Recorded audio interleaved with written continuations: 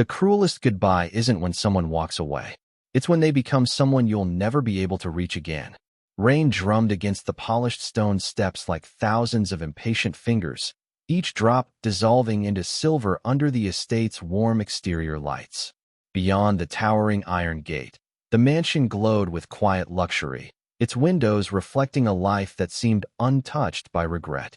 Outside those gates stood a woman who once believed she would never lose the man waiting inside. Claire Bennett tightened her coat against the cold, though it did little to stop the trembling in her hands. Damp strands of blonde hair clung to her cheeks as she stared toward the front entrance, hoping that if she waited long enough, Ethan Walker would appear the way he always used to, calm, patient, ready to forgive even when no apology deserved forgiveness. Instead, a security guard stepped through the gate. "I'm sorry, Mrs. Bennett," he said politely. "Mr. Walker isn't accepting visitors." Claire swallowed hard. "I don't need much time. I'm afraid that's not possible. Please." Her voice cracked before she could steady it. "Just tell him Noah's mother is here." The guard hesitated for only a moment before touching the earpiece hidden beneath his collar. He listened silently, then lowered his hand with an expression that carried neither pity nor judgment. "His answer hasn't changed." Claire's shoulders slowly collapsed. For the first time in years, there was no anger in her eyes. Only exhaustion. Only regret. She looked through the narrow opening in the gate, where the driveway curved toward a modern mansion surrounded by quiet gardens. A black SUV rolled toward the entrance. The headlights cut through the rain before stopping beneath the covered portico. The rear door opened. A teenage boy stepped out first. He had grown taller than she remembered. "Noah." He laughed at something his father said as Ethan followed behind him, one hand resting lightly on the boy's shoulder. Neither of them noticed the woman standing beyond the gate. They looked comfortable together, sharing the effortless warmth that only years of trust could create. Noah said something that made Ethan smile. Not the polite smile he used to force during uncomfortable family dinners. Not the tired smile of a husband trying to keep peace. It was genuine, peaceful. Claire instinctively lifted a hand. "Noah." The rain swallowed her voice before it could travel across the distance. The SUV disappeared into the garage. The mansion doors closed. The lights remained warm. But the world beyond the gate felt impossibly far away. She lowered her hand. The wedding ring she had never found the courage to throw away glimmered faintly beneath the rainwater. How strange, she thought. There had been a time when Ethan would wait outside her office with an umbrella if she worked late. A time when he memorized every birthday in her family. A time when he apologized for arguments he hadn't started, believing love meant enduring everything in silence. She had mistaken that silence for weakness. Her parents had called it incompetence. Her younger brother had laughed at it openly. One by one, they convinced themselves that Ethan Walker would never have the courage to leave. They were wrong. None of them realized it the night he quietly packed a single suitcase. None of them understood it when he walked away holding only his son's small hand. And none of them could have imagined that the man they mocked as a failure would someday build a life protected by gates no amount of regret could ever open. Claire closed her eyes as another wave of rain washed over her face. If only she had understood one simple truth. Sometimes the person everyone believes needs saving is the only one capable of saving himself. 3 years earlier, Ethan Walker still believed that patience could heal wounds pride could not.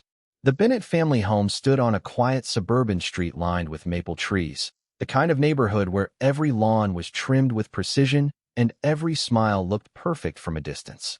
Inside, however, warmth had long been replaced by silent judgment. The smell of roasted turkey drifted through the dining room, while crystal glasses clinked beneath soft golden lights. It was Richard Bennett's 65th birthday, and nearly every relative had gathered around the oversized oak table. Laughter echoed freely, except whenever Ethan entered the conversation. He carried another tray from the kitchen without being asked. No one thanked him. Patricia Bennett glanced at the empty water pitcher and casually slid it toward him. "You're already standing, Ethan." He nodded quietly and refilled every glass before taking his seat at the very end of the table, beside 7-year-old Noah. The boy smiled the moment his father returned, secretly placing half of his dinner roll onto Ethan's plate. "You forgot to eat again," Noah whispered. Ethan smiled. "I'll steal yours then." The child giggled. Across the table, Kyle Bennett rolled his eyes. Look at that. He laughed loudly enough for everyone to hear. The only thing Ethan's successful at is being a babysitter. Several relatives chuckled. Claire kept cutting her steak. She didn't look up. Richard took another sip of wine before speaking with the confidence of a man who had never expected to be questioned. When Claire married you, I thought ambition would come with age. His gaze settled on Ethan. I was wrong. Silence spread across the table. Forks continued moving. No one defended him, not even his wife. Ethan lowered his eyes toward his plate. Years ago, words like these would have ignited arguments that lasted for days. Now they landed like familiar rain on weathered stone. They hurt, but they no longer surprised him. Only Noah reacted. Dad works hard. The room became strangely quiet. Kyle leaned back with a smirk. Hard? Driving for delivery apps isn't exactly building the future. Patricia sighed dramatically. If Ethan had listened to Richard years ago instead of chasing that failed startup, Claire wouldn't have to carry this family. Claire finally spoke, though her voice remained calm. Mom. For a brief moment, Ethan thought she might stop them. Instead, she said softly, let's not ruin Dad's birthday. Not one word about defending her husband, only preserving the celebration. Ethan looked at her. She avoided his eyes. That single moment hurt more than every insult combined. After dinner, while the family gathered in the living room to exchange gifts, Ethan quietly washed stacks of dishes alone. Warm water ran over his hands as laughter floated in from the next room. He could hear Kyle telling another joke about failed entrepreneurs. More laughter followed. No one noticed that the birthday guest had become the unpaid servant. Except Noah. The little boy wandered into the kitchen carrying a folded paper airplane. I made this for you. Ethan dried his hands before taking it. Across one wing, written in uneven blue crayon, were 5 simple words. My dad is my hero. Ethan's throat tightened. He crouched until their eyes met. Thank you, buddy. Noah wrapped both arms around his father's neck. You'll always be my hero. For the first time that evening, Ethan closed his eyes. He wasn't thinking about Richard's insults, or Patricia's disappointment, or Claire's silence. He was wondering what kind of man his son would become if he continued growing up believing that love meant accepting humiliation without complaint. That question stayed with Ethan long after the last guest left. It followed him all the way home. And before the night was over, his entire life would begin to change. The house was silent long after midnight. Rain tapped softly against the apartment windows, replacing the laughter that had echoed through the Bennett family's dining room only hours earlier. Claire had fallen asleep without saying goodnight. Noah lay curled beneath a blanket in the next room, still clutching the paper airplane he had made for his father. Ethan sat alone at the tiny kitchen table.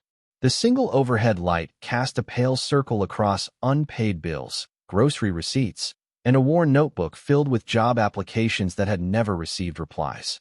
His delivery uniform still smelled faintly of gasoline and cold air. He rubbed his tired eyes. For years, every morning had begun before sunrise and ended long after dark. Driving deliveries, repairing computers on weekends, taking freelance coding work whenever someone remembered he had once been a gifted software engineer. None of it seemed enough. Not for the Bennett family. Not for Claire. Perhaps not even for himself anymore. His phone vibrated once. A banking notification. Balance, $183.47. Rent was due in 6 days. He stared at the number without expression. 3 years ago, he had stood inside a conference room presenting a technology platform investors believed would reshape logistics. Newspapers had called him one of the brightest young entrepreneurs in the state. Then the market collapsed. Funding disappeared. The company failed. Investors walked away. Friends stopped calling. Only the debt remained. The world had not forgiven failure. Neither had the people who once welcomed him into their family. Ethan slowly closed the banking app. His gaze drifted toward the hallway where Noah slept peacefully. Everything suddenly became painfully simple. He no longer feared being poor. He feared his son growing up believing that dignity should always be sacrificed to keep a family together. The thought lingered in the quiet apartment. Then something unexpected happened. The kitchen lights flickered. Once. Twice. A strange ringing filled the air, not loud, but impossibly clear, as though it existed somewhere inside his own mind rather than in the room itself. Ethan frowned. The digital clock froze. The humming refrigerator fell silent. Even the rain seemed to stop. A translucent blue glow appeared before his eyes. At first he thought exhaustion had finally caught up with him. He blinked. The glow remained. Thin lines of light folded together like invisible glass, assembling itself in midair until they formed a single floating interface. Words slowly appeared. Adaptive growth system activated. Primary objective, rebuild your life. His heartbeat quickened. What? The screen shifted. Host confirmed, Ethan Walker. Analyzing current status.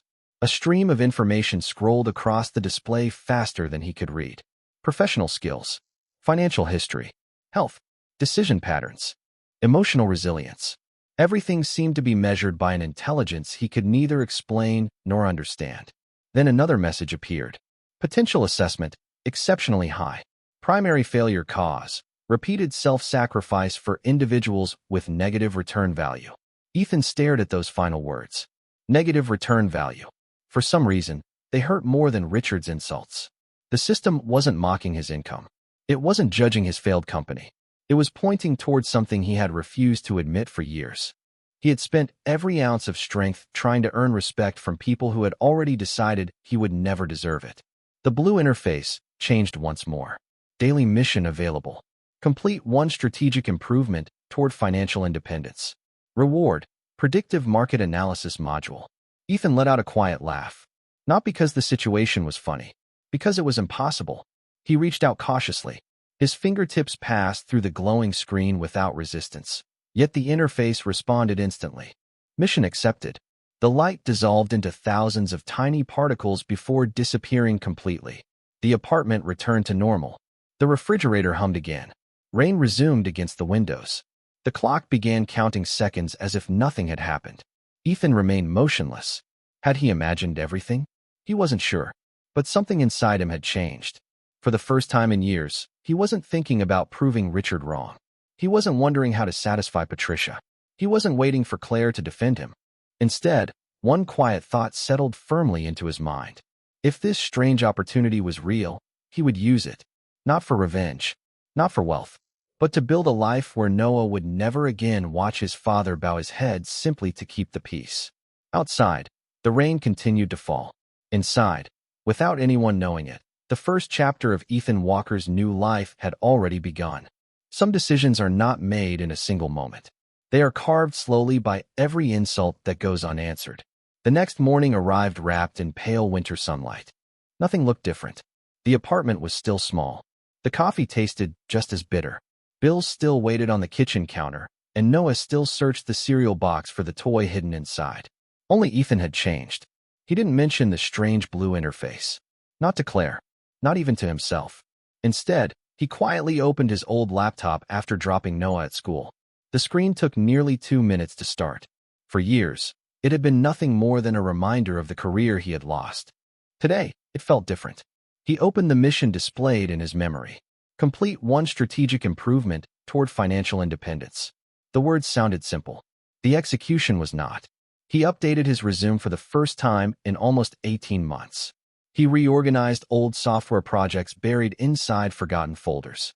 He uploaded source code to professional networking sites and began applying for positions far beyond what he believed he deserved. Then something unexpected happened. Patterns appeared.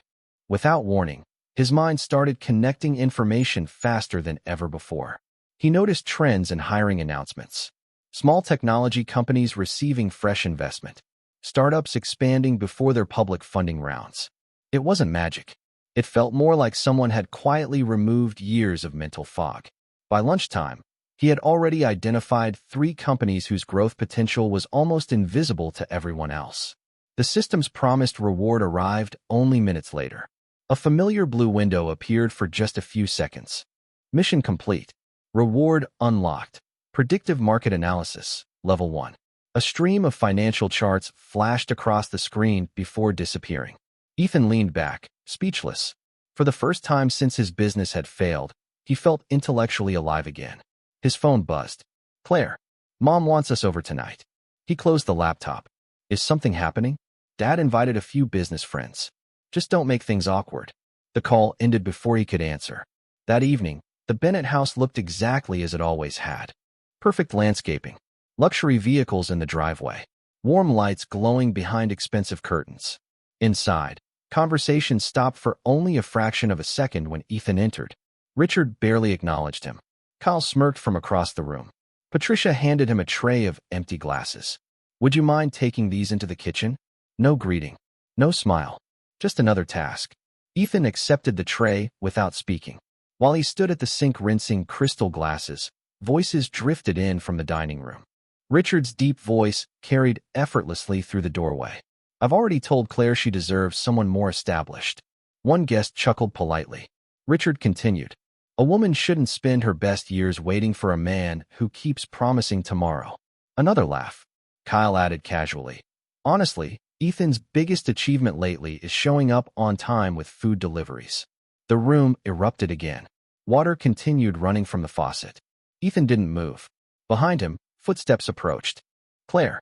For one impossible second, he thought she had come to stand beside him. Instead, she lowered her voice. "They're old-fashioned." He remained silent. "They don't mean everything they say." Ethan slowly turned off the water. "What part didn't they mean?" Claire looked away. "I just don't want another argument." Another argument. As though silence had not already become the longest argument of their marriage. He studied her face. There was no cruelty there. Only fatigue. Years ago, she had laughed at his ridiculous startup ideas. She had celebrated every small success. She had believed in him before anyone else. Somewhere along the way, disappointment had quietly replaced admiration. Not all at once. One compromise at a time. One humiliation accepted after another. One apology too many. A familiar blue notification appeared briefly at the edge of Ethan's vision.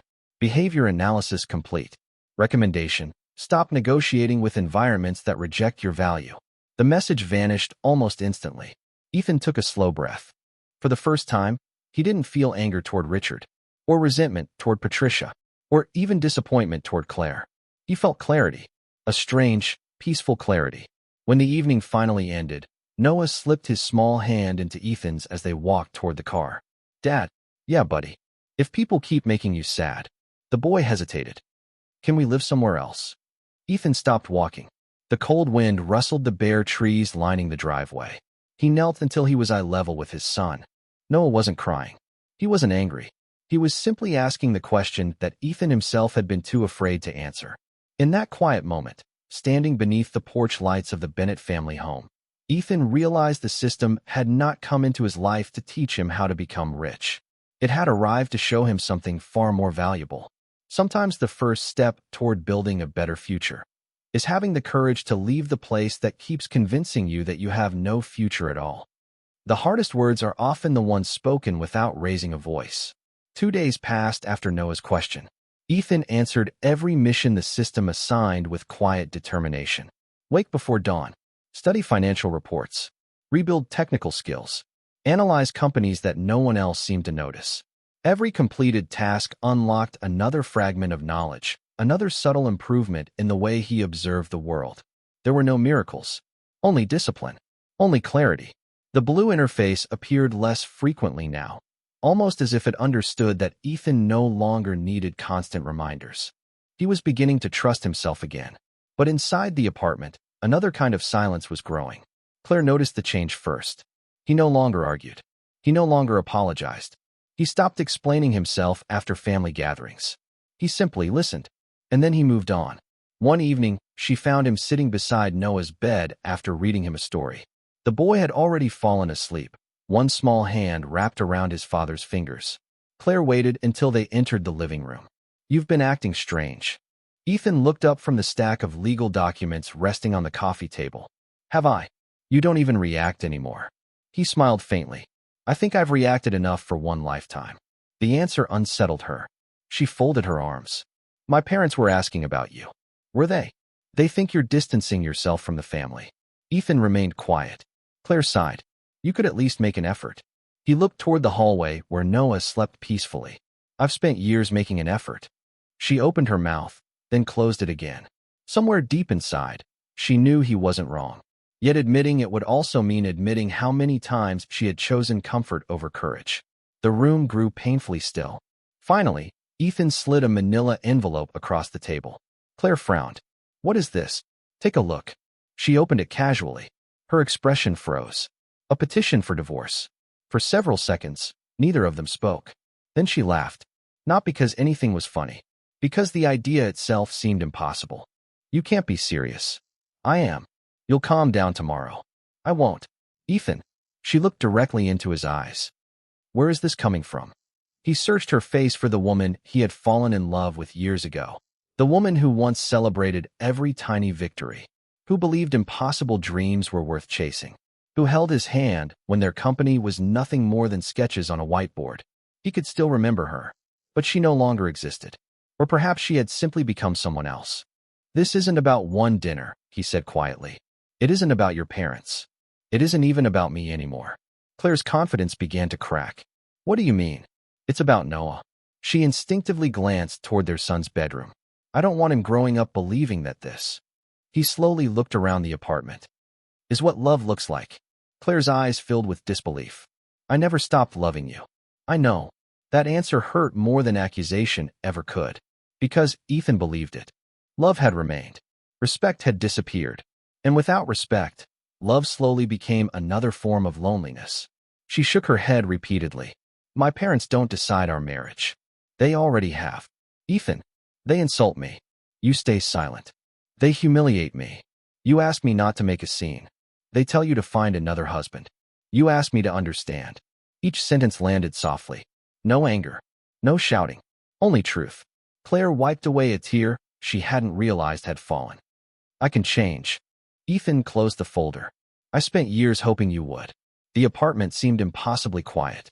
Outside, headlights swept briefly across the living room wall before disappearing into the night. Then another blue notification appeared before Ethan's eyes. Major life decision detected. System evaluation. Emotional dependency successfully broken. Next objective unlocked. Build a future worthy of your son's admiration. The message disappeared. Ethan reached into his pocket and removed a small key. The apartment lease ends next week. Claire stared at him. What are you saying? I'm leaving. And Noah? Ethan's voice remained calm. I want him with me. The words struck her harder than the divorce papers themselves. For the first time since they had married, Claire suddenly realized something she had never considered possible. The quiet man everyone believed would endure anything had finally reached the end of his silence. And once silence turns into a decision, there is often no road leading back. People often believe the end of a marriage is marked by a judge's signature. In truth, it begins the day someone finally chooses peace over permission. The weeks that followed passed with astonishing quiet. There were no screaming matches, no broken furniture, no dramatic confrontations outside the courthouse. Ethan refused every invitation to turn their separation into another battle. Claire, however, struggled to understand the man standing before her. He no longer tried to persuade her. He no longer explained himself. Every document requested by the attorneys was returned on time. Every conversation remained respectful. Every decision centered around one person, Noah. On the morning of the custody hearing, the courthouse felt unusually calm. Sunlight poured through the tall glass windows, washing the marble floors in pale gold. Lawyers hurried between courtrooms while families sat together in nervous silence. Ethan arrived wearing the same navy suit he had bought years earlier for a failed investor presentation. It was no longer fashionable, but it was clean, pressed, respectful. Noah squeezed his father's hand. Dad, yeah. Are we in trouble? Ethan knelt beside him. No. Then why is everyone so serious? He smiled gently. Because sometimes adults need a quiet room to learn how to make better decisions. The boy nodded, accepting the answer without fully understanding it. Inside the courtroom, the proceedings were brief. Neither Ethan nor Claire fought over money. There wasn't much to divide. The apartment, an aging sedan, a small savings account that barely covered 3 months of expenses. What mattered most was Noah. When the judge asked about custody, Ethan answered simply, I don't want my son to grow up surrounded by constant conflict. Claire lowered her eyes. For the first time, she spoke without hesitation. He's a good father. Her attorney looked surprised. So you're willing to support shared custody? Claire remained silent for several seconds before speaking again. I know how much Noah needs him. Ethan looked toward her. It was the first sincere thing she had said in months. The hearing ended quietly. Outside the courtroom, Claire caught up with him near the courthouse steps. The autumn wind carried fallen leaves across the sidewalk. I didn't expect you to make this so easy. Ethan looked at the city skyline stretching across the horizon. I'm not trying to win. She frowned. Then what are you trying to do? I'm trying to stop losing. The answer lingered between them. Claire searched his face, hoping to find hesitation. She found none. Instead, she noticed something unfamiliar. Peace. Not happiness. Not excitement. Simply peace. I still think you'll come back, she whispered. You've always come back. Ethan looked at Noah, who was happily chasing a squirrel near the courthouse fountain. Then he turned back toward Claire. I used to. A long silence followed. There was a time when I believed love meant staying no matter what. His voice remained calm. Now I think love also means knowing when your child deserves something better. Claire's lips trembled. She wanted to apologize. She wanted to explain. She wanted to promise that everything would change. But every sentence arrived too late. Some doors closed quietly long before anyone notices the sound. That afternoon, Ethan and Noah returned to the apartment one final time. The living room looked strangely empty. Half the shelves had already been cleared. 2 suitcases stood beside the front door. Noah carefully picked up his paper airplane from the bedroom nightstand. I'm bringing this. Ethan smiled. I thought you might. The little boy tucked it safely into his backpack. As Ethan carried the final suitcase outside, his phone vibrated. The familiar blue interface appeared. Primary objective complete. You chose dignity over dependence. New chapter unlocked. Relocation recommended. Probability of long-term success after relocation, 97%. The notification faded. A moving truck waited at the curb. Its engine idled quietly beneath the afternoon sun. There was no luxury waiting for them. No mansion. No fortune. Only a rented duplex in another city, a second-hand desk, an old laptop, and the determination to build a future one decision at a time. Before closing the apartment door, Ethan looked back one final time. This place had witnessed years of compromise, years of silent humiliation, years spent hoping people would someday value what they had never bothered to see. He gently switched off the lights. The door clicked shut. No dramatic farewell. No tears. Only a father carrying 2 suitcases while his son walked beside him, proudly holding a folded paper airplane. Neither of them looked back. And somewhere far ahead, beyond the uncertainty neither could yet imagine, destiny had already begun preparing the first meeting that would change Ethan Walker's life forever. Success rarely arrives with applause. More often, it knocks quietly on the door after years of answering only to loneliness. 3 years passed. Not in dramatic leaps, but in thousands of ordinary mornings. Every day, Ethan woke before sunrise. Every evening, he returned home after Noah had already finished his homework.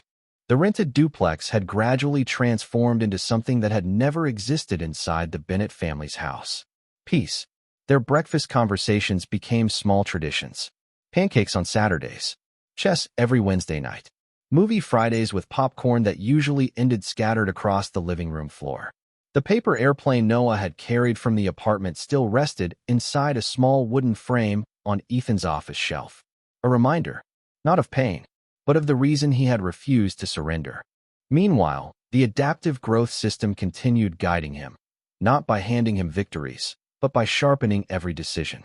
Investment opportunities appeared before market trends shifted. Business risks became easier to recognize. Technical problems that once required weeks to solve now revealed elegant solutions almost instantly. Still, the system demanded discipline. Every reward had to be earned. Every breakthrough required effort. There were no shortcuts. One rainy afternoon, Ethan received an email that almost looked like another rejection. Instead, it was an invitation. Hayes Capital Partners. He read the sender's name twice. Victor Hayes, one of the country's most respected technology investors. The meeting was scheduled for the following Monday. Ethan spent the weekend reviewing financial models until midnight while Noah quietly built a volcano for his science project beside him. Neither complained. They had become a team. Monday morning arrived beneath clear autumn skies. The headquarters of Hayes Capital overlooked the city's financial district through floor-to-ceiling glass walls. The reception area was elegant without feeling extravagant. A young assistant escorted Ethan into the top-floor conference room. He expected a room filled with executives. Instead, only one man waited beside the windows. Victor Hayes. His silver hair reflected the morning sunlight, and his tailored navy suit carried none of the unnecessary extravagance Ethan had seen in countless wealthy businessmen. Victor didn't offer a speech. He simply extended his hand. "You've been difficult to find." Ethan smiled politely. "I wasn't trying to be found." "I know." Victor gestured toward the chair opposite him. "I've been reading your work for nearly 8 months." Ethan frowned. "My work?" "The software architecture you've been publishing under an anonymous developer account." For a moment, Ethan said nothing. Very few people even knew those projects existed. Victor continued. "Do you know why I asked you here?" "I assumed it was an interview." Victor smiled. "It isn't." He opened a folder containing detailed reports. Every proposal, every prototype, every article Ethan had quietly released online. You don't need another employer. You need someone willing to stop thinking like your boss. Ethan looked at the documents. Months of invisible effort. Someone had noticed. Victor leaned back. "I don't invest in ideas. I invest in people who keep building after everyone else stops believing in them." The words settled heavily inside the room. For years, Ethan had measured himself through rejection. Victor measured him through persistence. There was a difference. A very important difference. "I'd like to fund your company." Ethan blinked. "I don't have one." Victor smiled again. "Not yet." Silence followed. Outside the windows, the city stretched endlessly beneath drifting clouds. Inside, Ethan felt something he hadn't experienced since before his first startup collapsed. Possibility, not hope. Something stronger. Confidence earned through survival. That evening, Noah waited impatiently at the front door. "How'd it go?" Ethan laughed. "I think." He paused. "Our lives are about to get a little busier." Noah grinned. "Does that mean good busy?" "The best kind." The boy threw his arms around his father. Behind Ethan's shoulder, the familiar blue interface appeared one final time. Major milestone achieved. External mentor acquired. Adaptive growth system phase 1 complete. Future success probability. Recalculation no longer required. The words shimmered softly before fading forever. Ethan watched them disappear without regret. He finally understood why. The system had never existed to become his future. It had only existed to remind him of the strength that had been waiting inside him all along. And somewhere, many miles away, the Bennett family still believed Ethan Walker had disappeared. None of them knew that the man they once dismissed as a failure had just been invited to build a future far beyond anything they had ever imagined. Regret never announces its arrival. It simply waits until the life you abandoned becomes the one you desperately wish you had protected. 5 years after Ethan walked away, Walker Dynamics had become one of the fastest-growing artificial intelligence companies in the country. Business magazines praised its quiet founder. Investors admired his discipline.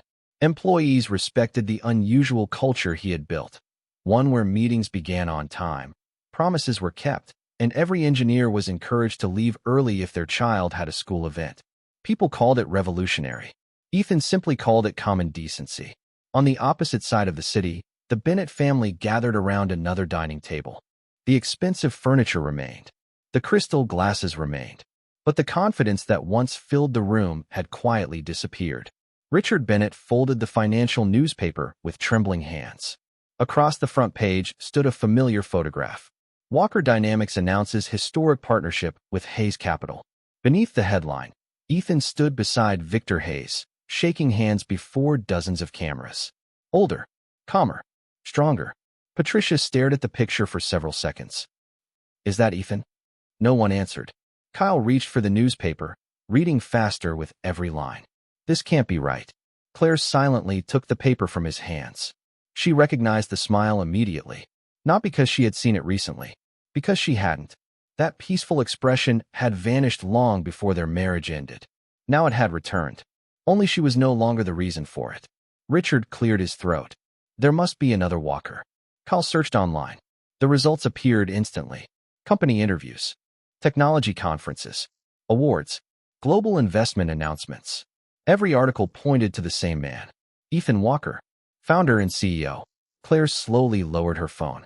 She remembered the tiny apartment, the unpaid bills, the delivery uniform, the exhausted man who stayed awake fixing broken laptops after everyone else had fallen asleep. She remembered believing that version of Ethan represented his future. She had been wrong. It had only been one chapter. Several weeks later, another surprise arrived. Bennett Manufacturing, Richard's longtime company, had entered negotiations for a critical technology partnership. Without modernizing its outdated systems, the business risked losing its largest commercial contracts. The board scheduled an emergency meeting with the technology firm recommended by every consultant. Walker Dynamics. Richard smiled confidently. Business is business. He'll be professional. Kyle laughed. He'll probably thank us for the opportunity. Claire remained silent. Somewhere inside her, a quiet fear had already begun growing. The conference room overlooked downtown through polished glass walls. Executives filled every seat. Presentation screens glowed softly. The Bennett family waited. 9 o'clock. Nothing. 9:05. Still no one. The door finally opened. Everyone instinctively stood. Victor Hayes entered first. Several executives greeted him immediately. Then another figure walked in behind him. Tailored charcoal suit. Simple silver watch. Confident but unhurried steps. Ethan. The room became completely silent. Richard's smile disappeared. Kyle forgot to sit down. Patricia instinctively lowered her eyes. Claire felt the air leave her lungs. Ethan acknowledged everyone with a courteous nod. No hesitation. No visible resentment. No satisfaction. Only professionalism. He placed a leather portfolio on the conference table before taking his seat across from Richard. Victor looked around the room. I believe everyone has arrived. Richard forced a smile. Ethan. The name sounded unfamiliar after so many years. Ethan met his eyes politely. Good morning, Mr. Bennett. Not Richard. Not Dad. Mr. Bennett.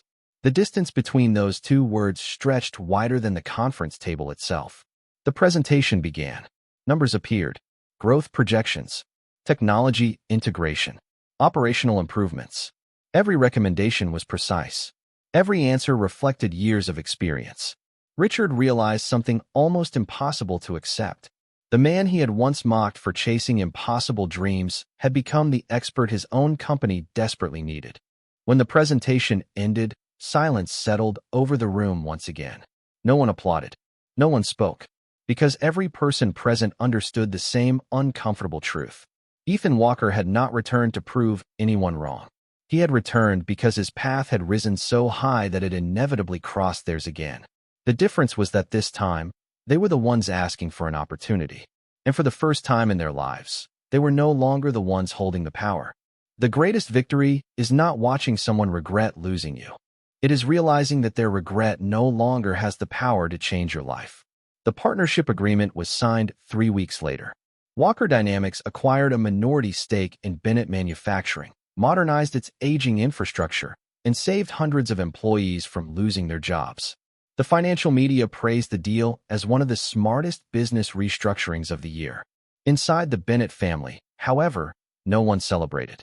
Richard understood the truth every time he entered the renovated factory.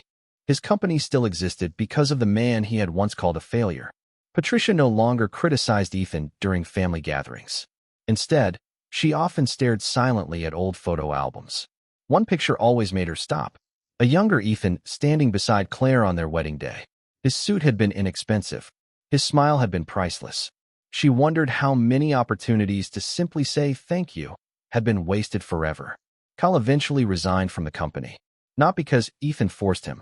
Because every hallway reminded him of jokes that no longer sounded funny. Success had exposed something money never could. Character.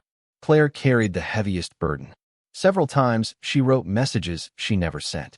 She deleted birthday wishes. Apologies. Explanations. Entire letters disappeared before reaching Ethan's phone.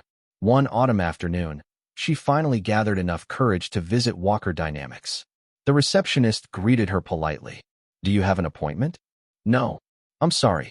Mr. Walker's schedule is full today. She nodded. I understand. Before leaving, she noticed a framed photograph hanging near the reception desk. It showed Ethan and Noah planting trees alongside dozens of company employees during a community volunteer event. Both of them were laughing. No cameras seemed to matter. No audience appeared nearby. It was simply a father and son enjoying an ordinary afternoon. Claire stood motionless. That was the future Ethan had once dreamed about.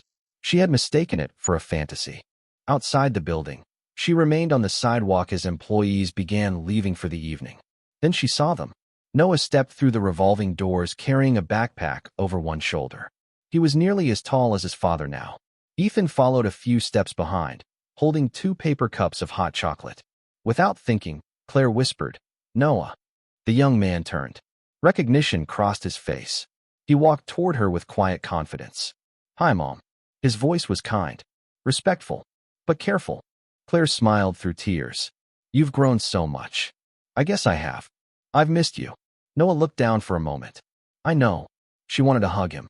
Instead, she asked softly, "Are you happy?" He didn't answer immediately. He looked toward Ethan, who waited patiently several yards away without interrupting. Then Noah smiled. The kind of happy that feels normal. Claire closed her eyes. That sentence alone answered every question she had carried for years. Ethan slowly approached.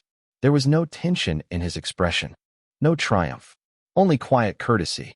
"Good to see you, Claire." She looked at him. "You saved my father's company. It was a good investment. You didn't have to." "No." He smiled gently. "But innocent employees shouldn't lose their jobs because leaders make poor decisions." The words contained no hidden accusation, only principle. Claire lowered her gaze. "I'm sorry." The apology was barely louder than the wind. "For everything." Ethan remained silent for several seconds.